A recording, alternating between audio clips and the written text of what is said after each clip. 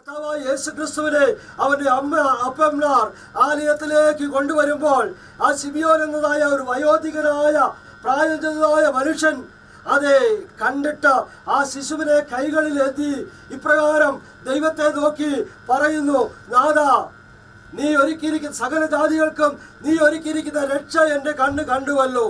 ഇതാ അടിയനെ സമാധാനത്തോടെ നീ വിട്ടയക്കുന്നു.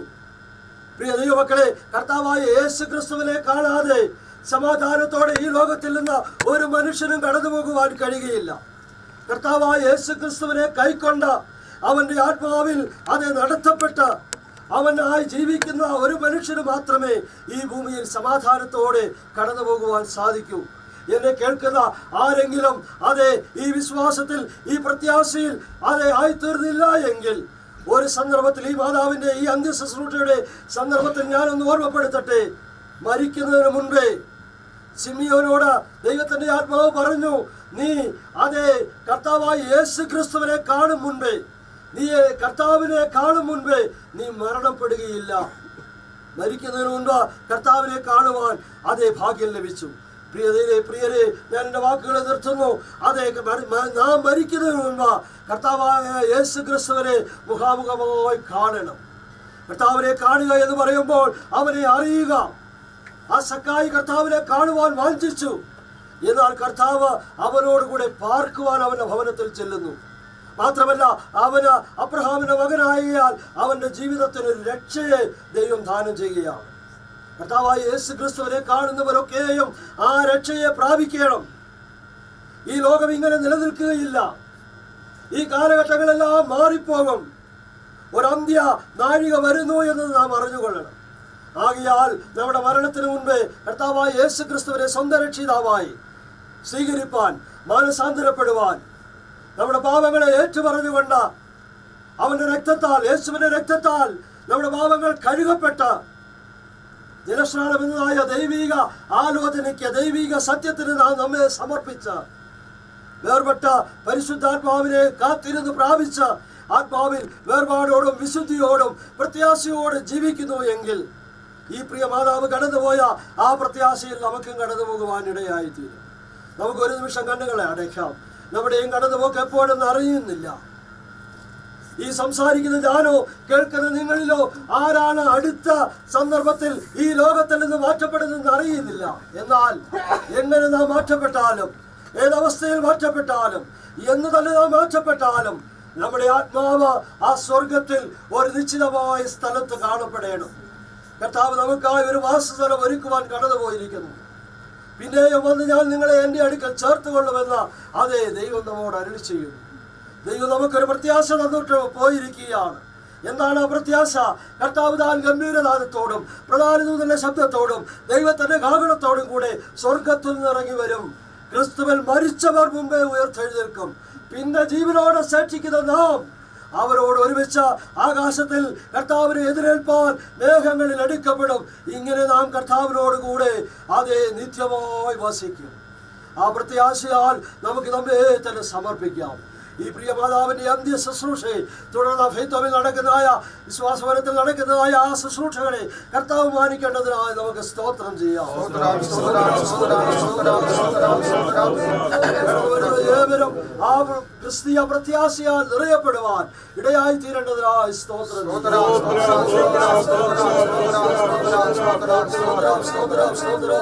പൂർവസ്ഥിതി അല്പമായി തോന്നിയാലും പ്രിയ മാതാവിന്റെ അന്ത്യസ്ഥിതി അതിമഹത്തായിരിക്കാൻ കർത്താവ് കൃപ ചെയ്തതിനായി സ്തോത്രം. ഭൂമിയിൽ അതേ തന്റെ മക്കൾക്ക് ഒരു മാതാവ് നഷ്ടപ്പെട്ടു എങ്കിലും സ്വർഗത്തിൽ ഒരു നല്ല മാതാവ് ഉണ്ട്.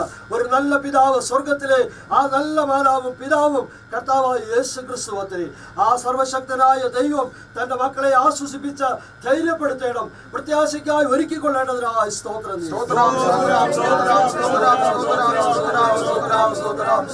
നടക്കുന്നതായ ശുശ്രൂഷകൾക്കായി തന്റെ അഭിഷക്തന്മാരെ അതേ വിശുദ്ധന്മാരെ ദൈവം അതേ അധികാരപ്പെടുത്തി അഭിഷേകം ചെയ്യേണ്ടതിനായി സ്തോത്രം. പങ്കെടുക്കുന്ന ഏവരും അതെ രക്ഷിക്കപ്പെടുവാനിടയാകണം, മാനസാന്തരപ്പെടുവാനിടയാകണം, കർത്താവിനെ സ്വന്തം രക്ഷിതാവായി സ്വീകരിപ്പാനിടയാകണം. ഇതാ ഒരു നല്ല ഗോതമ്പ് മണി നിലത്ത് വീണ് അത് ചാകുന്നു. എന്നാൽ വളരെ ഫലം കായ്ക്കുമെന്ന് കർത്താവിന്റെ വചനം നമ്മോട് പറയും. ആകയാൽ ഈ പ്രിയ മാതാവ് ഈ ലോകത്തിൽ നിന്ന് മാറ്റപ്പെടുന്ന മുഖാന്തരമായി അനേകർ ഈ ലോകത്തിൽ കർത്താവിനെ സ്വീകരിപ്പാൻ ഇടയാകണം. ആ നല്ല ഗോതമ്പ് മണിയായി അതേ പ്രിയ മാതാവിനെ കർത്താവ് ഒരുക്കിയതിനായി സ്തോത്രം ചെയ്യാം.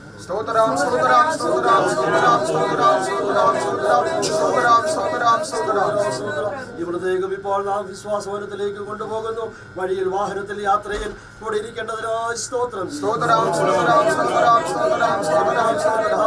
അതേ ആശ്വസിപ്പിക്കുകയും ധൈര്യപ്പെടുത്തുകയും പ്രത്യാശയാൽ നിറയ്ക്കുകയും ചെയ്യുന്നതിനായി സ്തോത്രം.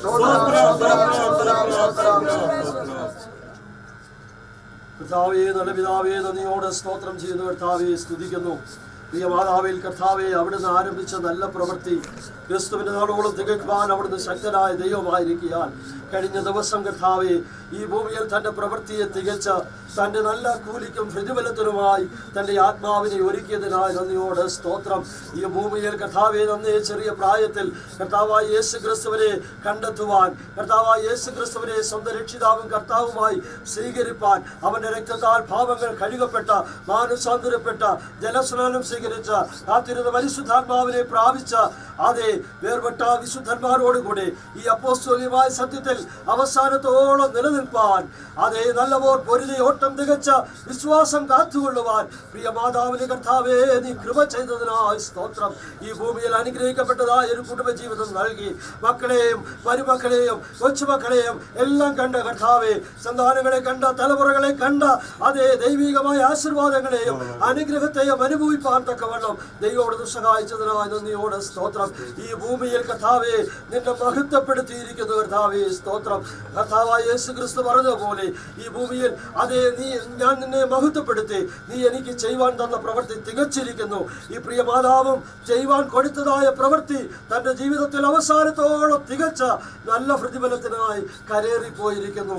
ഇനി ഭൗതികമായ ശരീരം അതേ ഒരു നല്ല അടക്കത്തിനായി നാം ഇപ്പോൾ വിശ്വാസവനത്തിലേക്ക് കൊണ്ടുപോകുന്നു. കർത്താവിന്റെ കൃപയും സാന്നിധ്യവും കൂടി ഇരിക്കണം. വിശുദ്ധന്മാരെ കർത്താവ് കൂട്ടിവരുത്തണം. കടന്നു വരുന്ന ദൈവജനത്തെ പ്രത്യാശയാൽ നിറയ്ക്കണം. അനുഗ്രഹിക്കപ്പെട്ടതായ ശുശ്രൂഷ കർത്താവ് നൽകി തരണം. സകലത്തിലും അവന്റെ നാമം മഹത്വപ്പെടുവാനിടയാക്കണം. ഇതിലുപരിയായി കൂടപ്പെട്ടതായ ഓരോരുത്തരും ആ പ്രത്യാശയാൽ നിറയപ്പെടുവാൻ, ആ പ്രത്യാശയെ അറിയുവാൻ, കർത്താവിനെ കാണുവാൻ, കർത്താവിന്റെ മഹത്വം അറിയുവാൻ തക്കവണ്ണം ദൈവമേ അവിടുന്ന് സഹായിക്കണമേ.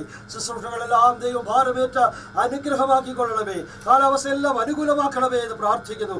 ഇനി വരുവാനുള്ളവര് കാണുവാനുള്ളവരെല്ലാം തക്ക സമയത്ത് വന്നു ചേരുവാനിടയാക്കണമേ. നിന്റെ അഭിഷേകന്മാരെ അഭിഷേകം ചെയ്ത അധികാരപ്പെടുത്തിയാട്ടെ. സകലത്തിലും അവിടുത്തെ വലിയ നാമം മഹത്വപ്പെടുത്തണമേ. പ്രിയമാതാവിന്റെ വേർപാട് ദുഃഖാർത്തരായിരിക്കുന്ന തന്റെ മക്കളെയും മരുമക്കളെയും കൊച്ചുമക്കളെ എല്ലാവരെയും ദൈവം ആശ്വസിപ്പിച്ച ധൈര്യപ്പെടുത്തി പ്രത്യാശയ്ക്കായി ഒരുക്കണമേ. താഴ്ചതർക്കരങ്ങളിൽ ഫലമേൽപ്പിക്കുന്നു യേശു ക്രിസ്തുവിന്റെ നാമത്തിൽ പിതാവേ. സ്തോത്രം ചെയ്യാം. സ്തോത്രം ചെയ്യാം. പരിശുദ്ധാത്മാവായ ദൈവത്തിനായി സ്തോത്രം. ക്രിസ്തുവിന്റെ കൃപയും ആശ്വസിപ്പിക്കുന്ന പരിശുദ്ധാത്മാവിന്റെ കാവലും സംസർഗവും കൂട്ടായ്മ അനുഗ്രഹവും നാം എല്ലാവരോടും സകല വിശുദ്ധന്മാരോടും പ്രത്യേക പ്രിയ മാതാവിന്റെ വേർപാടിൽ ദുഃഖാർത്ഥരായിരിക്കുന്ന തന്റെ മക്കളോടും കൊച്ചുമക്കളോടും എല്ലാവരോടും കൂടെ കർത്താവിന്റെ വരവോളം ഇരിക്കുമാറാകട്ടെ.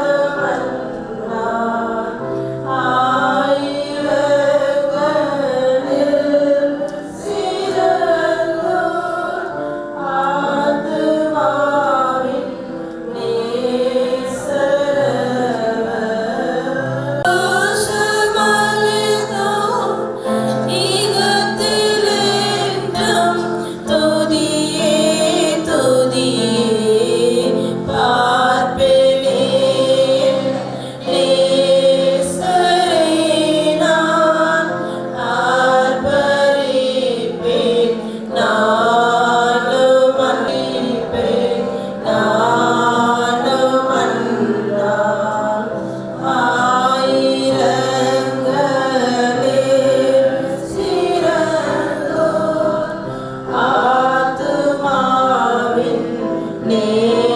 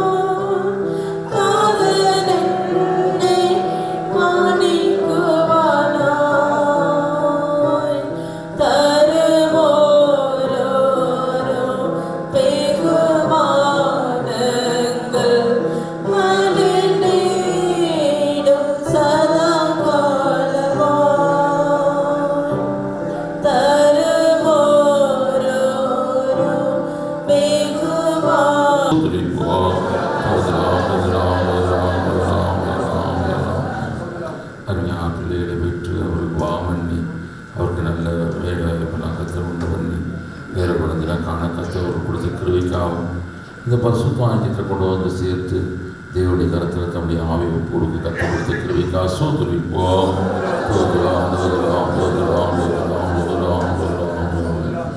கடைசி வரையும் பரிசுத்த ஐக்கியத்தில் நிலைத்திருக்க செய்தாலே அதுக்காக சோதரிப்போம்.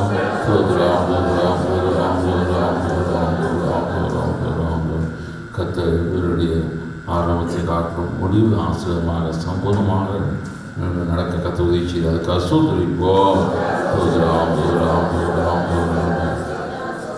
இந்த குடும்பத்தை ஆறுதல்படுத்த முடியாத சோதரிப்போம். இந்த அடக்காரை மகிமுள்ளதான ஆசிரமாக மாறுபடியாக தேவத்தூரம் வந்து இறைக்கு ஈச்ச முடியாது சோதரிப்போம்.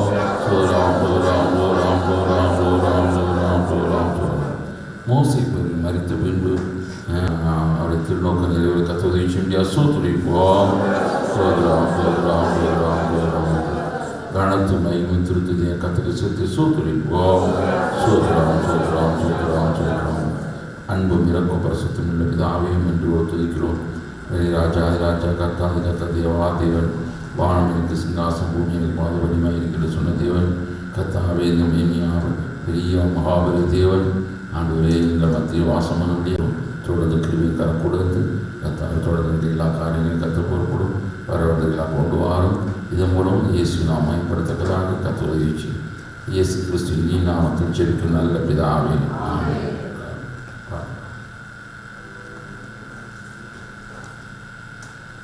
பாட்டு பேப்பர்ல தொடர் பாட்டு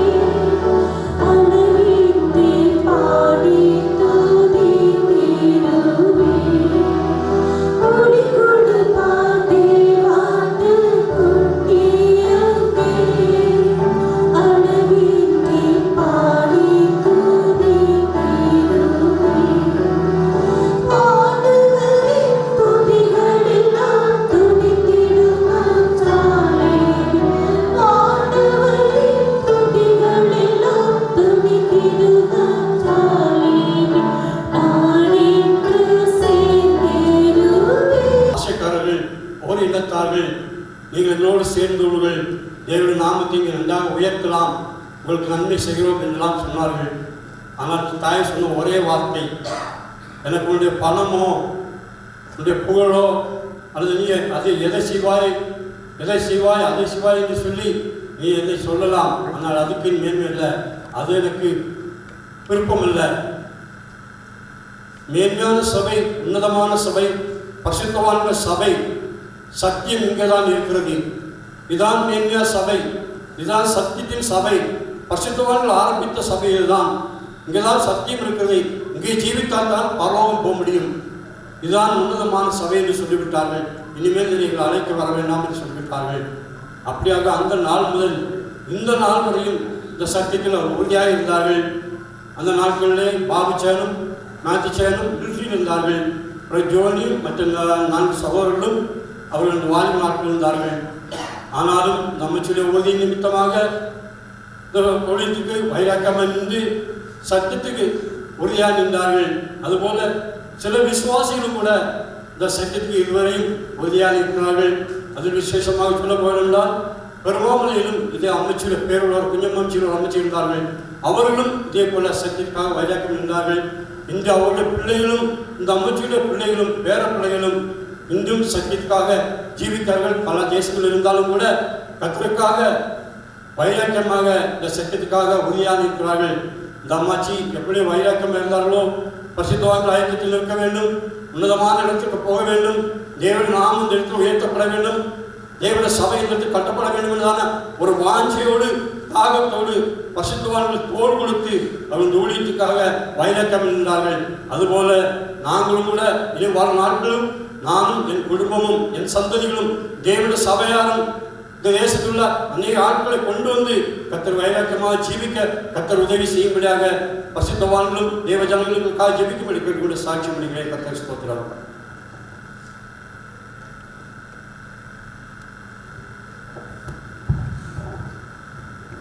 கர்த்தருடைய பரிசுத்த நாமத்துக்கு ஸ்தோத்திரம்.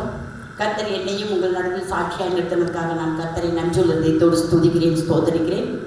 இப்பொழுது அருமையான இந்த தாயாரை குறித்து எனக்கும் சாட்சி சொல்ல ஒரு தருணம் கொடுத்ததுக்காக நன்றி. கர்த்தருக்கு முதலாவதாக நன்றி சொல்கிறேன். நான் இந்த சபையில் ரட்சிக்கப்பட்ட நாள் முதல் இந்த நாள் வரைக்கும் எனக்கு இந்த தாயாரை நன்றாக தெரியும். கிட்டத்தட்ட ஒரு 46 வருடங்களுக்கு முன்னதாக நான் இந்த சபைக்கு ரட்சிக்கப்பட்டு இங்கே வந்த பொழுது இந்த தாயார் இங்கே இருந்தார்கள். அப்பொழுது அவர்கள் மிகவும் போது சகோதரன் சொன்னது போல் அந்த காரியங்கள் அப்பொழுது நடந்து கொண்டிருந்த சமயத்தில் எங்களுடைய மாமியும் மாமனாரும் கூட இந்த சபையில் இருந்தார்கள். இதற்காக சத்தியத்துக்காக இந்த பரிசுத்த சபைக்காக அவர்கள் வைராக்கியமாக நின்றார்கள் என்று எனக்கு நன்றாகவே தெரியும். அப்பொழுது கூட இந்த தாயாரின் தன்னுடைய குடும்ப ஜீவியத்தில் தன்னுடைய பிள்ளைகளோடு தன்னுடைய பேர பிள்ளைகளோடு அவர்கள் பட்ட பாடுகள், அவர்கள் பட்ட நிந்தைகள், அவமானங்கள், இன்னும் எத்தனையோ சத்தியத்தின் நிமித்தம் அவர்களுக்கு வந்தது. இருந்தாலும் எல்லாவற்றையும் கர்த்தருக்குள்ளாக அவர்கள் எல்லாவற்றையும் கர்த்தருக்குள்ளாக மனமகிழ்ச்சியாய் ஏற்றுக்கொண்டு இந்த சத்தியத்தை விட்டு இந்த பரிசுத்தவான்களுடைய ஐக்கியத்தை விட்டு நழுவாதபடி இந்த நாள் வரைக்கும் அவர்கள் இருந்தார்கள் என்பது மிகவும் ஆச்சரியவிதமான விதத்தில் கர்த்தர் அவர்களை நடத்தி வந்த பாதை என்பதை அறிந்து கொள்ள முடிகிறது. இன்னும் நாம் சொல்ல போனேயானால் உன்னத பாட்டு 6வது அதிகாரம் 2வது வசனத்தில் கூறப்பட்டது போல தோட்டத்தை பார்வையிடவும் அங்கு மேயவும் அதில் உள்ள லீலி புஷ்பங்களை கொய்யவும் என் நேசருக்கே என்று வேற யாருக்கும் உரிமை இல்லை, வல்லமில்லை, அதிகாரமும் இல்லை. அப்படியாக இந்த சபையாகிய இந்த தோட்டத்தில் இந்த சகோதரி இந்த தாயாரை இந்நாள் வரைக்கும் வைத்து இந்நாள் வரைக்கும் பாதுகாத்த தேவன் இந்த தோட்டத்தை பார்வையிட வந்த பொழுது இந்த தாயாரும் கூட அருமையான ஒரு லீலி புஷ்பமாக அவர்கள் இருந்தார்கள். அதனால் இந்த தாயாரை என் நேசர் கொய்து கொண்டு போய்விட்டார். இப்பொழுது கூட அந்த தாயார் தன்னுடைய இளைப்பார்களான அந்த ஸ்தலத்தில் இருப்பார்கள் என்று தான் நானும் நம்புகிறேன். நம்முடைய சபையார் இந்த இடத்துல கூடியிருக்கிறதான நாம் அனைவரும் அப்படியாகத்தான் நான் நம்புகிறோம், விசுவாசிக்கிறோம். இந்த விசுவாச ஓட்டத்தை பொறுமையோடு ஓடி அவர்களுக்கு என்று வைத்திருக்கிறதான அந்த ஜீவ கிரீடத்தை அவர்கள் பெற்றுக்கொள்ள தகுதியுள்ளவர்களாக கர்த்தர் அவர்களை மாற்றியதற்காக கர்த்தரை நன்றியுள்ள இதயத்தோடு துதிக்கிறேன், ஸ்தோத்தரிக்கிறேன். இந்த இடத்துல இருக்கிறதான நாமும் கூட ஒரு நாள் இப்படியான ஒரு மரணம் நமக்கும் சம்பவிக்குமே. ஆனால் நாம் இந்த சத்தியத்துக்காக கிறிஸ்துவுக்காக நாம் எப்போதும் வைராக்கியமாய் நின்று ஜீவ கிரீடத்தை பெற்றுக்கொள்ள நாம் ஒவ்வொருவரையும் கர்த்தர் தகுதிப்படுத்த வேண்டும் என்று கேட்டுக்கொண்டு என்னுடைய சாட்சியை முடிக்கிறேன். கர்த்தருக்கு ஸ்தோத்திரம். விசுவாசிகளில் யாராவது சாட்சி கொடுக்க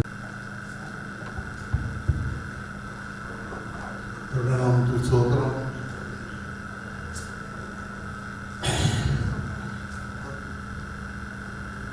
என்னுடைய தாயாரை பற்றி 2 வாக்கு சொல்ல தேவன் என்னை விலைப்படுத்த முடியாத நன்றியோடு சோதனம் செய்கிறேன்.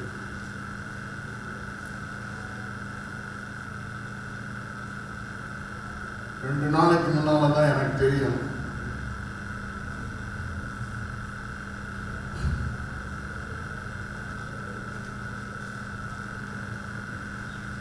என்னுடைய தாயார் என்னை அதிகமாக நேசித்திருக்காங்க. ஆனால் அது வரைக்கும் எனக்கு தெரியாது. 10 வருஷம் மாமா வீட்டில் போயிருந்தேன், 20 வருஷம் பட்டாளத்தில் இருந்தேன். அப்படி நான் பல இடத்துல இருந்தேன், வீட்டில் கம்மி தான் இருந்தேன்.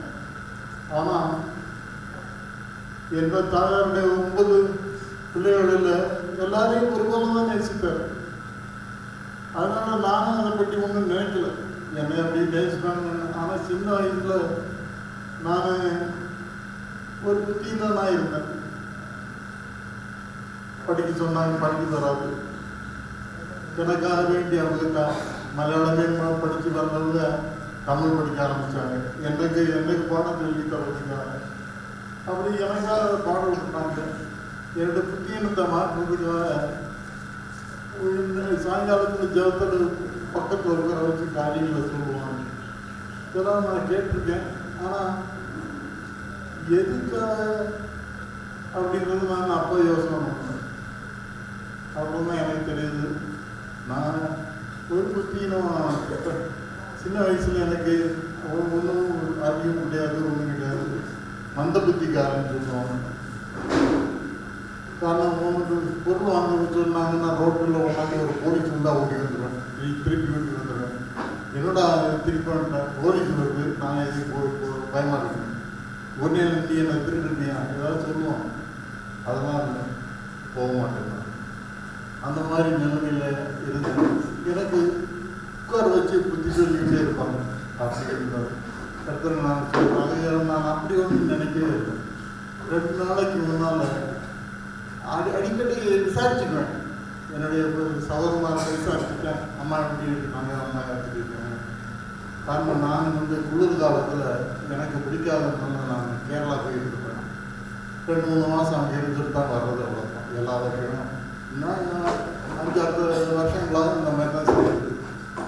ஆனால் அங்கே போய் விசாரிப்பேன், அம்மா எப்படி இருக்காங்க கேட்பேன், ஒரு பேருக்காக கேட்பேன், நல்லா இருக்காங்க சொல்லி பதில் சொல்லுவாங்க.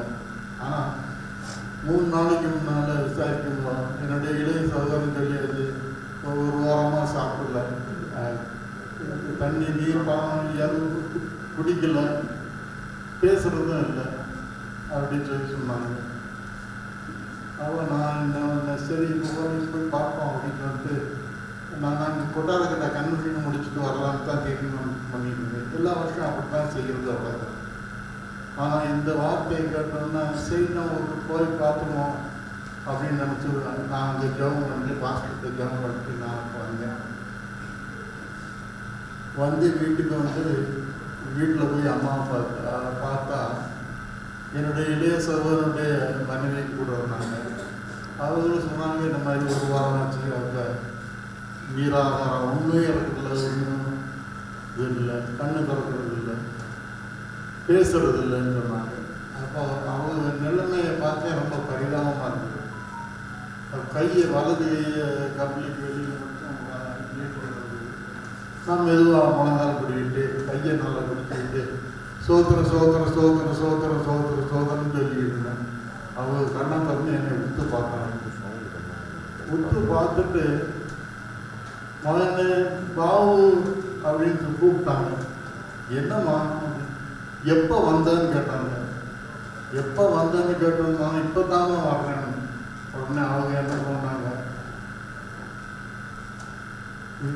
என்னை பார்த்துட்டு என்னென்னமோ சொல்கிறாங்க, நாளைக்கு நாளைக்கு நாளைக்கு ஏன் இப்படின்னு சொல்லி ஏதோ சொன்னாங்க. எனக்கு அது புரியல. ஆனால் கூட இருந்த பின்னுமன்னு சொல்லிட்டு நாளைக்கு குளிப்பாட்ட சொல்கிறாங்க கேட்குது அப்படின்னு. அவங்க கட்டளை அவங்க சோதனம், அவங்களுக்கு சமயம் எல்லாம் தெரிஞ்சிருக்கு. ஆனால் எங்களுக்கு அது புரியல. சரி அப்படின்னு சொல்லி முடிச்சு பேசி முடிஞ்ச பிறகு அவங்க ஒரு சமாதானமாக பேச ஆரம்பிச்சிட்டாங்க. பேச ஆரம்பித்த பிறகு தன்னுடைய பேச்சை நிறுத்திட்டாங்க. எங்கிட்ட சொல்ல வேண்டிய காரியங்களை சொன்னாங்க, எங்களுக்கு தான் விளங்கல. ஆனால் அவங்க பேச நிறுத்திட்டாங்க. அடுத்த நாள் அதே சமயத்தில் தம்பி கவனி கூப்பிட்டு சொல்லி அவர் அம்மா இந்த மாதிரி ஆயிடுச்சு அப்படின்ட்டு போய் பார்த்தேன். ஆனால் ஒன்று சொல்கிறேன், என் தாயார் வந்துட்டு எங்களை ஜீவனுடைய பாதையில் நடத்துற இல்லை. நான் என்ன பண்ணேன், புத்தி இல்லாதவன் என்ன பண்ணுவோம், அப்புறம் குடிச்சு கிடிச்சு உலகத்தில் போய் நாசமாகி போயிருப்பேன். நீ வந்துட்டு அந்த சத்தியத்தின் பாதையில் நடத்தினாங்க. நீங்கள் போகும்போது வரையும் அது மாதிரி தான் நடத்தினாங்க. அதனால் நான் சொல்கிறது, நான் ஒரு நாள் கொட்டாரத்திலிருந்து நான் வந்து அம்மாட்ட கேட்டேன். நான் காரணம் அங்கே போனாக்க குடிக்கிறதுக்கெல்லாம் தாராளமாக கொடுப்பாங்க, நாங்கள் குடிக்கிறது கிடையாது.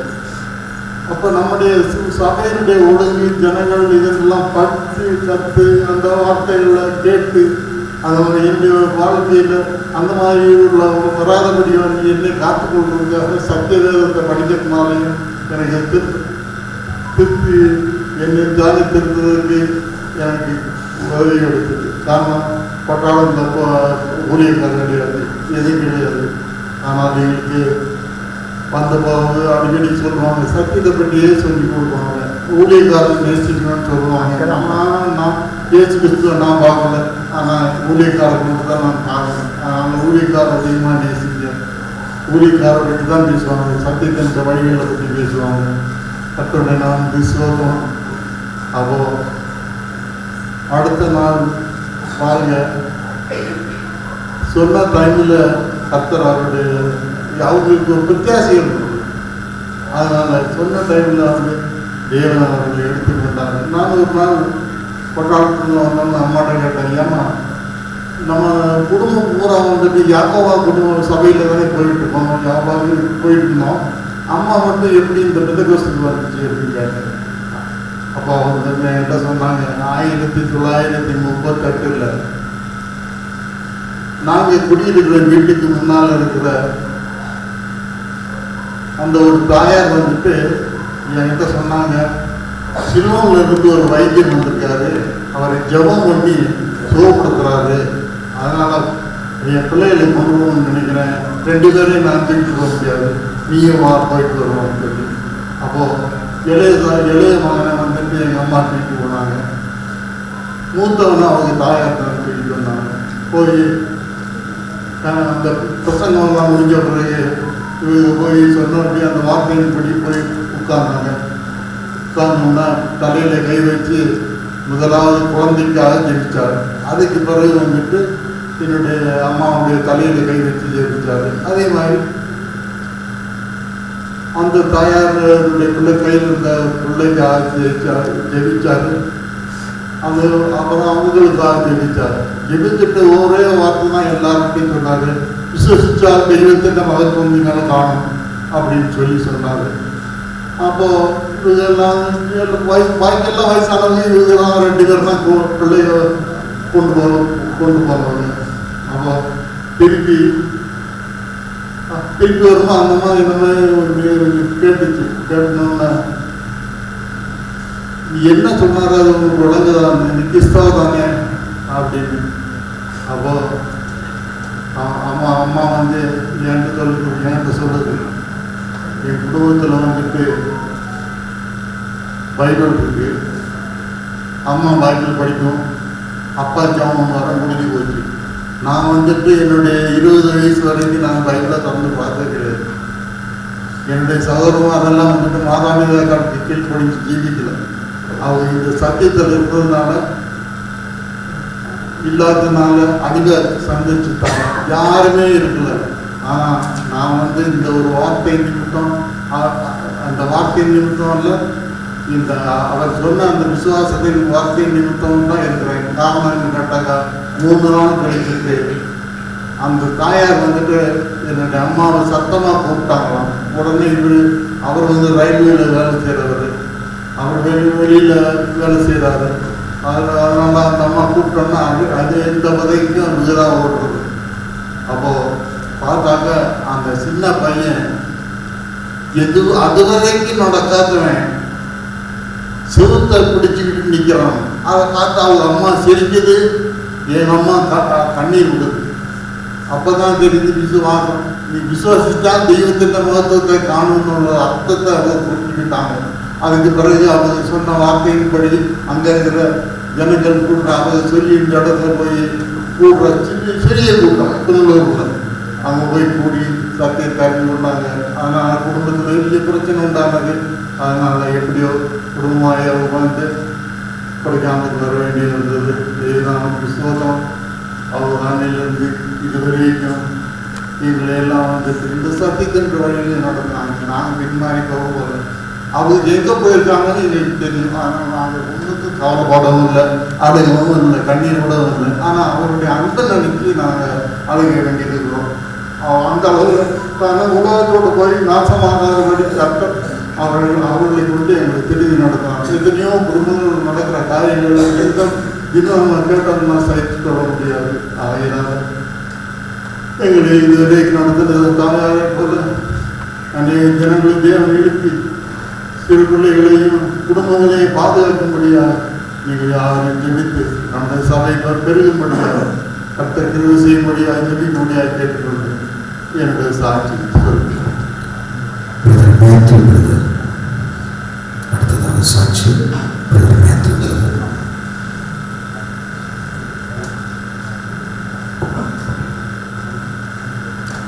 சுருக்கமாக ஒரு 3 நிமிஷத்தில் முடியல. 7 பேர் சாட்சி சொல்ல வேண்டியிருக்கிறது.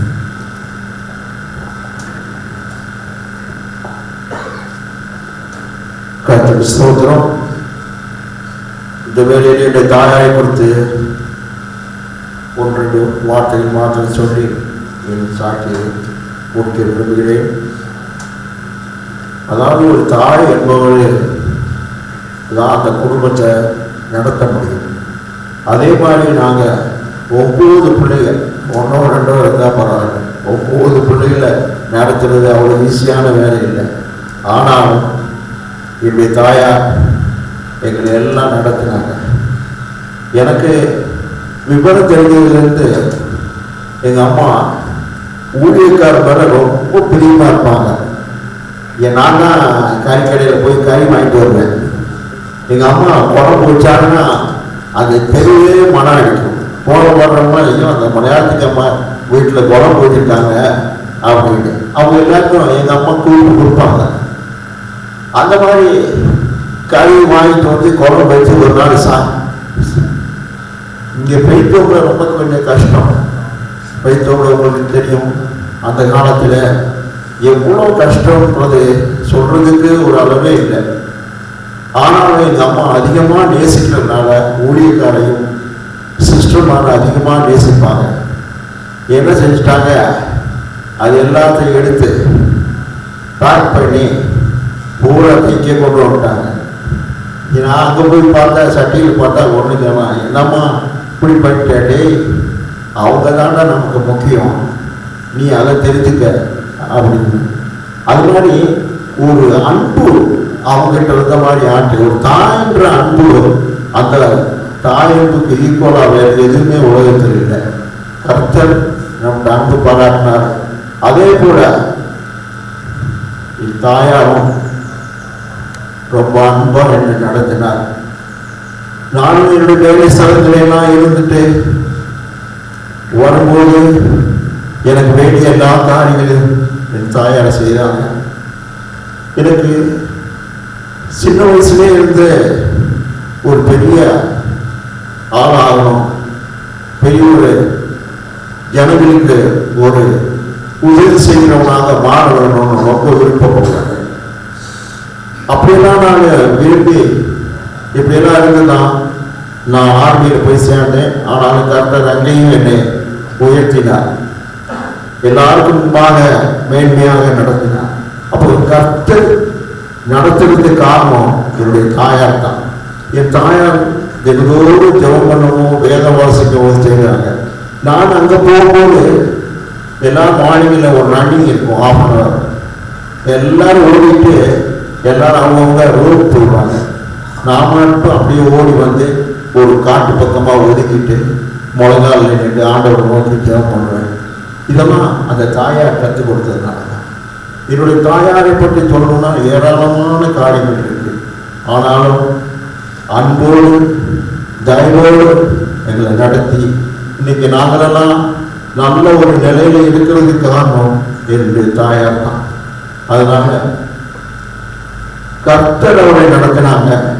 அந்த வார்த்தைகளை அவங்கள்ட்ட இருந்தனால அந்த வார்த்தைகளை கொண்டு எங்களையும் நடத்துவதற்கு கர்த்தர் உதவி செய்தார். நீங்களும் கூட்டு வந்த நீங்களும் இந்த கர்த்தராக இயேசு கிறிஸ்துவை ஏற்றுக்கொண்டு கர்த்தருக்காக ஜீவிக்கும் போது கர்த்தர் உங்களை நடத்த வல்லமை உள்ள தேவனாக இருக்கிறார். ஏன்னா தேவன் கர்த்தராக இயேசு கிறிஸ்து பாராட்டின அன்பு காட்டும் பெரிய அன்பு ஒன்றே கிடையாது. தன்னுடைய ஜீவனையை நமக்காக கொடுத்தார். தன்னுடைய ரத்தத்தை பூரா சிந்தினார்.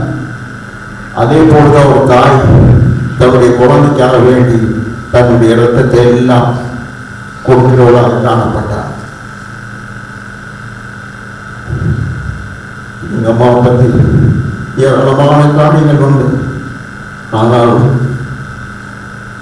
அவர் போன வாரம் என்னுடைய கடைசி மகளே வெளியில் இருந்தார். எனக்கு நல்ல உடம்பு சரியில்லாதனால என்னை பார்க்கறதுக்காக வேண்டி என் மூத்த மகள் வீட்டில் ஆலப்பியில் இருக்கும்போது வந்த திடீர்னு வந்துட்டு இது மாதிரி கடைசி தம்பிகிட்ட ஃபோன் பண்ணி அம்மாட்ட பேசணும் அப்படின்னா அம்மாட்ட பேசணும். அப்போ நான் சொன்னேன், அம்மா பாட்டு பாடுவீங்க, ஒரு நல்ல பாட்டு பாடுறது. ஒரு பாட்டு பாடினாங்க.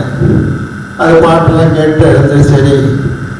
அதுக்கு பின்னால் பார்த்தா மெசேஜ் இது மாதிரி அம்மாவுக்கு முடியல அப்படின்னு அண்ணன்னு சொன்னாங்க.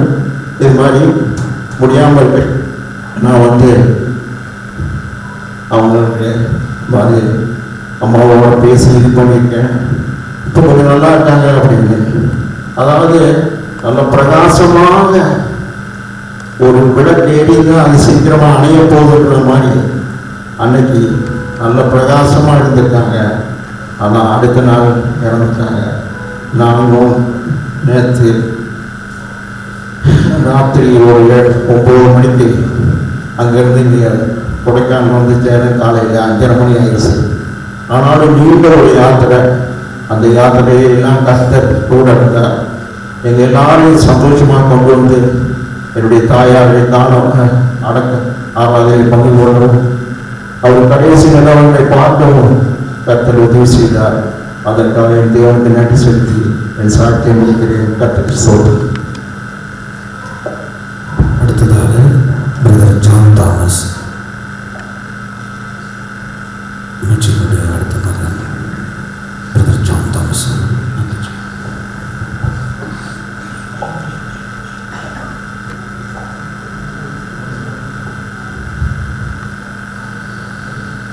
என்னுடைய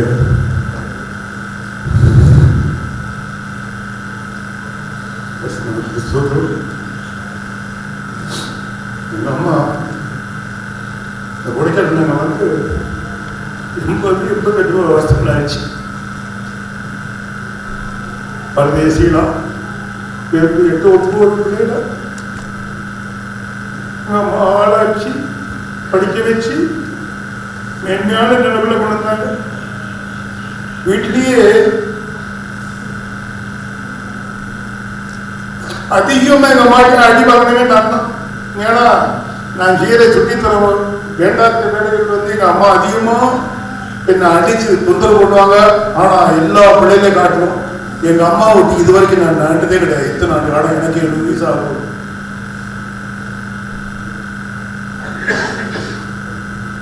எல்லா காரியத்திற்கும் எங்கள் அண்ணன் இல்லாமல் அவங்களுக்கு உத்தியோகத்துக்கும் மிலிட்டரிக்கும் என் தம்பி வெளிநாடுகளுக்கு எல்லாம் போயிட்டான். நான் என் பிறந்த வீட்டை விட்டு நான் எங்கேயுமே போல எங்கள் அம்மா வீட்டு இது வரைக்கும் நான் போனதே கிடையாது எங்கேயுமே. அந்த அளவுக்கு எங்கள் அம்மா எங்களை நேசிச்சு எங்களுக்கு சொத்து சோகத்தை சம்பாதிக்கிறதுனால எங்களுக்காக இரவும் பகலும் ஜெபம் பண்ணுவாங்க. நான் பைபிள் படித்ததே கிடையாது. பைபிள் உள்ள கதை ஒரு பாஸ்டருக்கு மேலாக எல்லாத்தையும் எங்களுக்கு பாடப்படுத்தி சொல்லி பிரசங்கம் பண்ணக்கூடிய அளவுக்கு எங்க அம்மா எங்களை எல்லாமே அந்த பைபிள் கதைகளை சொல்லி சொல்லி சொல்லி உருவாக்கி இந்த சபை பற்றி எங்கேயும் போகாத அளவுக்கு தீர்மானமாகவும் உறுதியாகவும் எங்க அம்மா இருந்ததுனால நாங்களும் பலவையில போனாலும் எங்க அம்மாவை மீது எதுவுமே பண்ணக்கூடாத ஒரே காரணத்தினால இத்தனை வருஷங்கள்லையும் அம்மா உள்ள ஒரே கொள்கை அம்மாவுடைய சபையை தவிர நான் எங்கேயுமே போனது கிடையாது. ரெண்டாவது 100 வயசு 109 வயசு காலத்துல எந்த தாயமாவது பிள்ளைகள் பார்க்கக்கூடிய நிலவில் இருக்கா இந்தியாவில் உலகத்துல? நாங்க மருமக்களை காட்டணும் மாறி மாறி மாறி நாங்க தான் பார்ப்போம். ஏன்னா எங்களை தான் கூப்பிடும். ஒரு சாதாரண காரியமா தான் ஜோடி கூப்பிடுறாங்க.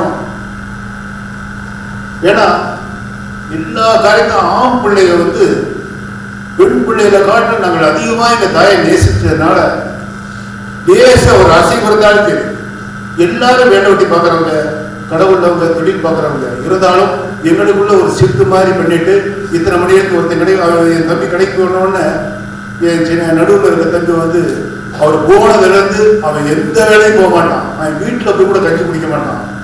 அவங்க நான் போகிற 4 மணிக்கு நான் 4:30 மணிக்கு நான் போகிற வரைக்கும் எங்கள் அம்மா கூட இருந்து அவனுக்கு வேண்டியது எல்லா வேலையும் செய்திருக்கேன்.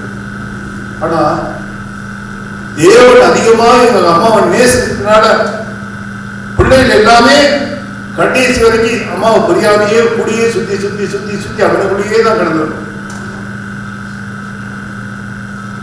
ரெண்டாவது, எல்லா குடும்பங்கள் மாதிரி எத்தனையோ குடும்பங்களை பற்றி இந்த குடும்பங்களை நம்ம சொல்ல விரும்பல. எங்க குடும்பத்தை பொறுத்த அளவுக்கு சொந்த பிள்ளைகளை காட்டு மேலாக நேசிக்கக்கூடிய மருமகள் எந்த குடும்பத்திலையும் நான் கேள்விப்பட்டதே கிடையாது. எங்க அம்மாவுடைய சொந்த பெத்த மகளை காட்டிலும் அதிகமாக நேசிக்கக்கூடிய மருமக்கள். குறிப்பா சொல்லணும்னா விடுவ உலகத்துல யாருமே அதை எதிர்த்து சொல்ல முடியாது. என் கடைசி தம்பியும் பிணமும் எங்களை காட்டிலும் மேல. நான் கூட சில ட்ரெஸ் எல்லாம் மாற்றும் போது வெக்கப்பட்டு ஒரு மாதிரி இருந்துட்டு என்ன ஒரு மாதிரி இது வருது அப்படின்னு சொல்லி வெளியில் இருந்திருக்கேன் பெத்த தாய். ஆனா அவங்க அதெல்லாம் கூட எரிஞ்சு கழுவி பார்த்து எடுத்து பிடிச்சி இப்பேற்பட்ட எது செய்யணும்னா தேவன் இவர்கள் மேல் வைத்துள்ள கிருபை. ரெண்டாவது, நாங்கள்லாம் இந்த அளவுக்கு அற்பே குட்ப தூசி கட்சிக்காக மக்களாத்தவனுக்கு பரதேசிகள். எங்க அம்மா ஆரம்ப காலத்துல வந்த போது ஒரு குடிசை வீட்டுல இருந்துட்டு சின்ன சின்ன பிள்ளைங்க நாங்கெல்லாம் எல்லாம் சுற்றி சின்ன பிள்ளைங்க உட்காரும் போது மழை பெய்யும் போது எங்க வீட்டு கூரையில எல்லா பக்கத்துலேருந்து தண்ணி வடியும். நான் தான் ஒரு வீட்டுல இருக்க பாத்திரங்களை ஒண்ணு ஒண்ணா எடுத்து ஓடி ஓடி ஓடி ஓடி ஓடி வைப்பேன். உடனே எங்க அம்மா ஆண்டவரே வந்து ஒரு பாட்டு பாடுவாங்க, அது வாழ்க்கையில் மறக்கணும். ஓட்டடைச்சி ஓட்டடைச்சி கழி குழஞ்சி தெய்வமே எத்தனை காலம் ஓட்டடைச்சல். அப்படி கஷ்டத்துக்கு நஷ்டத்துக்கு தேவன் ஒருத்தரை நாங்கள் அடிப்பொழியமா எங்க அம்மா மேல பிடிச்சி இருந்ததுனால தேவன் எங்களை எல்லாம் மேன்மையாச்சார். எல்லாவற்றையும் தேவன் எல்லாம் தந்தார். அப்படிப்பட்ட வறுமை கோட்டில் இருக்கக்கூடும் போது கஷ்டத்திலையும் எங்களை கஷ்டப்படுத்தாம ஒரே பாத்திரம் நாங்கெல்லாம் பிறந்து வளர்ந்து ஒரு லெவல் வர்ற வரைக்கும் நாங்க 4 குழம்பு 5 குழம்பு பார்த்ததே கிடையாது. ஒரு பானை சோறு ஒரு குழம்பு. அந்த 8-9 பிளேட்டையும் விரிச்சு வச்சுட்டு அந்த அம்மா எல்லாத்துக்கும் போட்டு குழந்தையும் போட்டு எங்களுக்கு 2ஆவது சாப்பிட்றது 3ஆவது சாப்பிட்றது அந்த பழக்கமே எங்களுக்கு கிடையாது. அந்த ஒரு பிளேட் போட்டு எல்லாத்துக்கும் போட்டுருவாங்க. கடைசியா சட்டியில் அந்த எங்க அம்மாவுக்கு கொஞ்சோண்டு ஒதுக்கி வச்சிடும். நான் வந்து விவரம் தெரியாம சாப்பிட்டு விட்டு அம்மா அதை கொஞ்சம் குழம்பு கொடுமானுவேன். எங்க அம்மா உடனே எந்த கோபப்படாம அந்த இருக்கிற கை குழம்பு சைடு என் பாத்திரத்தை நவுத்து விட்டுருவோம். அப்ப எனக்கு தெரியாது எங்க அம்மா பட்டினியா கிடக்கு. அப்படிப்பட்ட தாய் உலகத்துல யாருக்கு இல்லாத ஒரு தாய். எங்க அம்மாவும் புரிய முடியல. எங்க அம்மா நினைக்காத நாள் இல்லை, எங்க அம்மா பார்க்காத நாளும் இல்லை. மூத்த பையன் வரணும்னு வரும்போதெல்லாம் பாவுனான்னு கேட்கும். நான் என்ன செய்யறது, எப்பயுமே பாவுன்னு சொல்லும் போது நான் வீட்டுக்குள்ள போனோடனே யாரா அப்படின்னு சொன்னே அம்மா பாவுதா அப்படின்னு அம்மா எங்க அண்ணன் குரல்லையே பேசுவேன். ஆனா அது வந்து பார்த்துட்டு அதுக்கு அந்த மனம் ஒவ்வொரு உனக்கு பொய் சொல்றோன்னு தெரியுது, இருந்தாலும் வந்து எல்லா காரியத்தையும் பேச கொண்டு இருக்கும். நேற்று பாருங்க அம்மா உடல்நிலை சரியில்லை பாவுன்னு சொல்லிட்டு இருக்கு. நீ வரையா என்ன வரும்னு கேட்டேன். இந்த மாதிரி இருக்கா, இந்த மாதிரி இருக்கு, இப்போ கொஞ்சம் பரவாயில்லன்னு நானே சொல்லிட்டேன். இந்த மாதிரி இருக்கு, நேற்று ஒரு மாதிரி இருந்துச்சு, இன்னும் கொஞ்சம் பரவாயில்லாம இருக்கு அப்படின்னு. உடனே அவர் எதிர்பார்க்காம அவங்க வந்தாங்க. பாவு பார்த்து பாவுதான் கன்ஃபார்ம் பண்ணி சோத்திர ஜெபமும் குரலையும் கண்டுபிடிச்ச உடனே மயந்தான் வந்திருக்கான்னு தெரிஞ்சுதான் எங்க அம்மாவுடைய ஆத்மா பிரிஞ்சிச்சு. இல்லைன்னா எங்க அண்ணே வரலன்னா இந்த மாதிரி செத்துட்டு இன்னைக்கு இருந்துடும், நாளைக்கு இருந்துடும். எங்க அம்மா வந்து அது பாவுட சிந்தையிலேயே இருந்து நான் தான் கேட்பேன், ஏமா 24 மணி நேரம் உன் கூட இருந்து எடுபடி வேலை செஞ்சுக்கிட்டு அதை செஞ்சு இதை செஞ்சு ஒரு தேவையில்லை நான் செஞ்சுட்டு இருக்கிறேன், நானே எதை எடுத்தாலும் பாவு மாத்தினே சொல்லிட்டு இருக்கேன்னு சொல்லி நான் படத்துல எங்க அம்மா சத்தம் பண்ண முடியும். இருந்தாலும் எடா அதை விட்டு எந்த பாவமோன்னு எந்த மாத்துமோன்னு என் பேர் இது வரைக்கும் வாயில சொன்னதே கிடையாது. இப்ப ஆரம்பத்துல ஆரோக்கியமா இருக்கும்போது எதை எடுத்தாலும் ஜோடி கூப்பிடுறானோ, இப்போ ஒரு கடந்த 2 வருஷமா யாருக்கு ஏன் பேர் சுத்தமா சொல்றது 5 பேரை மாத்திரம் கரெக்டா சொல்லுவோம், 9 பேருக்கு யாராவது சொல்றான்னு சொல்லி அதை எண்ணி ஒவ்வொருத்தரா சொல்றதுல ஏன் பேர் கொடுக்கும். அந்த கோபத்திலாம் அது அப்படிப்பட்ட அருமையான தாயா கொடுத்தாங்க. இப்போ உங்களுடைய ஆசீர்வாதத்தின் நிமித்தமாக அருமையான பிள்ளைகளை கொடுத்தாங்க. இதை காட்டிலும் மேலானது எங்க குடும்பத்தில் எங்களுடைய மருமக்கள். எங்க வீட்டுக்கு மருமக்களாக வந்தவங்க பூராமே அன்பாய் நேசிச்சு எல்லாரையும் ஒரு ஐக்கியத்தில் இருக்கிறனால தான் எங்களுக்கு இந்த பிரச்சனை இல்லாம சமாதானமான ஒன்று ஜீவிக்க எங்க அம்மாவுடைய ஆசீர்வாதம் எல்லா பிள்ளைகளுக்கும் பரம்பரையா. மனநல சரியில்லை மூளைகள் அது செயல்படாத நேரத்துல என்னை யாருன்னு கேட்கும், அம்மா நான் ஜோடி வந்திருக்கேன், அம்மா உன் பொச்சாதி பேரு என்னம்மா, உன் பிள்ளைய பேரு ஐயோ அது தெரியுமே எனக்கு அப்படின்னு சொல்லி அவனுக்கு 100 ஆண்டு உடனே 15 நிமிஷம் பயங்கரமான ஜெபம் பண்ணணும். இதே தான் எங்களுக்கு ரெகுலர் நாட்கள், வேற எந்த கதையுமே பேசுறது இல்லை. எங்களுக்காக ஜெபம்ன்றதை தவிர இந்த அம்மா எதுவுமே அனுபவிக்கல. எப்ப பார்த்தாலும் ஒவ்வொரு குடும்பத்துக்கும் பிள்ளைகளுக்கும் கவனத்தை கேட்க ஜெபம் பண்ண கருத்தை அப்ப ஏற்பட்ட அருமையான தாயார் வாழ்ந்தோம். இந்த தாய்க்கு நாங்கெல்லாம் பிள்ளைகள் தேவனுடைய கிருபை இப்படிப்பட்ட நல்ல எந்த ஒரு வியாதி இல்லை, எந்த மாத்திரம் இல்லை, வியாதி கஷ்டம்னு சொல்லிட்டு எங்கேயும் படுக்கல. ஆண்டவர் 109 வருஷ காலங்கள் தேவன் நல்ல முறையில் நடத்தி அருமையான முறையில நல்ல ஒரு நித்திரை அப்படியே நேற்று செவிச்சிட்டு சோத்திர சொல்லிட்டு அப்படியே இருந்து இந்த ஸ்பீடு அப்படியே கொஞ்சம் கை அப்படியே விழுந்துருச்சு. நேத்திற்கு 2 நாளைக்கு உள்ள மோகம் வேற. இப்ப தேவன் பாருங்க எவ்வளவு பிரகாசமா இருக்கு. தேவன் அதிகமா எங்க அம்மாவை நேசிக்கிறார். யாக்கோபின் தேவனே, ஈசாக்கின் தேவனே, யாக்கோபின் தேவனே என்ன சொல்லு எந்த நிமிஷம். அப்ப ஏற்பட்ட அருமையான தாயார் இழப்பு எங்களுக்கு ஒரு பெரிய இழப்பா இருந்தாலும்